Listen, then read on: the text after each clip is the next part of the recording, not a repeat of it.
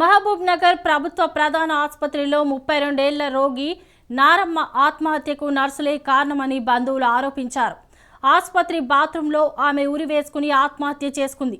నారాయణపేట జిల్లా కందన్పల్లి వాసి నారమ్మ తీవ్ర జ్వరంతో ఆసుపత్రిలో చేరింది. బాత్రూంకు వెళ్లి అరగంట దాటినా తిరిగి రాలేదు.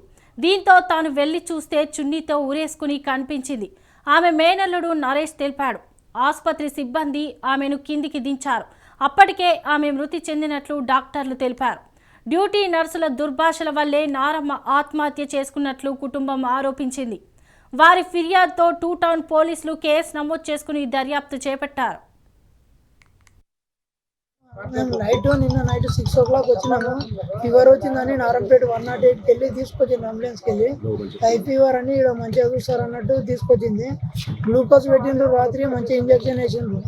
రేపు పొద్దుగాల మంచిగా చూసుకొని రిపోర్ట్స్ అన్ని తీసుకొని ఇంటికి పోదామని కూడా చెప్పింది. రాత్రి పడుకున్నా నొప్పులు లేచేటసరికి నేను వాష్రూమ్ పోయేస్తాను అంటే నన్ను అక్కడనే కూర్చోమన్నది.